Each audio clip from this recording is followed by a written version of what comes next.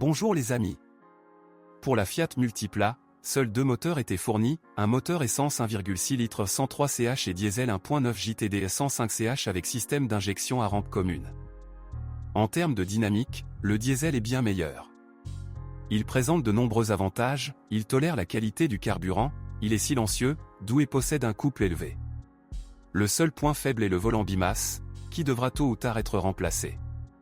Au bout d'un moment, vous devrez mettre à jour le turbocompresseur et les injecteurs. Les exemplaires plus jeunes étaient équipés du même turbo-diesel, mais boostés à 110, 115 voire 120 ch. Le moteur essence à 16 soupapes, bien qu'il ne présente aucune solution technique complexe, n'est pas sans défaut. L'arbre à cam est entraîné par une courroie crantée qui a tendance à glisser de ses rouleaux. Par conséquent, tous les 10 à 15 000 km, une inspection de contrôle est requise. Et la courroie doit être changée tous les 60 000 km. De plus, les bobines d'allumage et le papillon des gaz tombent en panne. Un autre inconvénient est la consommation de carburant relativement élevée. En 1999, Fiat a présenté la Multipla Bipower, fonctionnant au gaz naturel. L'unité de 1,6 litres ne développait que 92 ch. Le gaz était stocké dans 4 bouteilles sous le plancher. Cette version a reçu les pires critiques. La voiture est trop lourde pour le moteur et l'électronique de l'installation à gaz fonctionnait mal.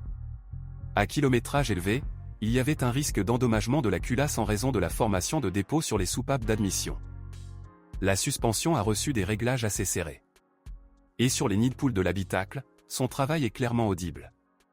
Grâce à son sang-froid et à sa direction relativement précise, le fourgon compact se montre plutôt obéissant. L'essieu avant est doté de jambes de force McPherson et l'essieu arrière de bras oscillants fixés à une poutre. Le train de roulement sur nos routes s'épuise rapidement. Les roulements de roues, les barres de direction et les leviers s'usent. La plupart des défauts sont mineurs. Il s'agit notamment de problèmes d'ouverture de la porte arrière et d'un élévateur de roue de secours cassé. Au fil du temps, des fissures apparaissent dans le plastique des sièges et les câbles du mécanisme de pliage s'usent. L'essuie-glace arrière tombe également en panne régulièrement.